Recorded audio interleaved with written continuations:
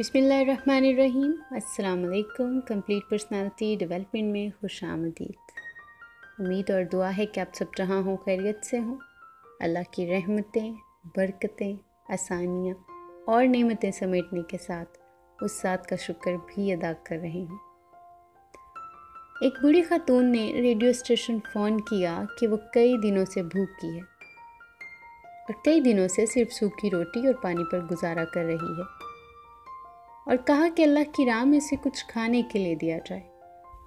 ایک منکر خدا بھی اس کی گفتگو سن رہا تھا اور اس کو ایک مذاق سوچا۔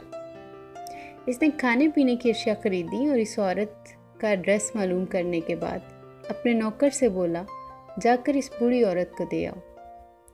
جب وہ پوچھے کہ کس نے بھیجا ہے تو بتانا یہ شیطان کی طرف سے تحفہ ہے۔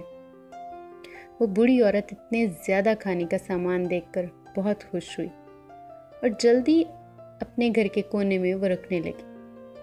ایسے میں نوکر نے پوچھا، کیا آپ معلوم نہیں کرنا چاہیں گی کہ یہ سامان کس نے بھیجا ہے؟ یہ سن کر وہ بولی، مجھے اس کی کوئی پرواہ نہیں کہ کس نے بھیجا ہے، ہاں مگر اتنا معلوم ہے کہ جب میرے رب کا حکم آتا ہے تو شیطان بھی حکم کی تعمیل کرتا ہے۔ سبحان اللہ۔ سورہ یوسف میں بھی اللہ تعالیٰ فرماتا ہے، حقیقت یہ ہے کہ اگر کوئی تقوی اور صبر سے کام لے تو اللہ کے ہاں ایسے نیک لوگوں کا اجر مارا نہیں جاتا۔ سورہ عنکبوت میں اللہ فرماتا ہے، کتنے ہی جانور ہیں جو اپنا رزق اٹھائے نہیں پھرتے، اللہ ان کو رزق دیتا ہے اور تمہارا رازق بھی وہی ہے، وہ سب کچھ سنتا اور جانتا ہے۔ اللہ کی ذات پر کامل یقین، ایمان اور بھروسہ یہی ہے جو بند دروازے کھولتا ہے، اور اللہ کی ذات وہ ذات ہے جو وہاں سے وسیلے بناتی ہے جہاں سے انسان کے گمان میں بھی نہیں ہوتا۔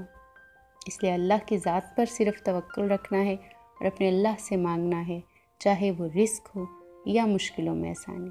صرف اپنے اللہ تعالیٰ کے ساتھ ہی رشتے کو بحال رکھنا ہے۔ اپنا خیال رکھیے، اپنے خیال کا بھی خیال رکھیے۔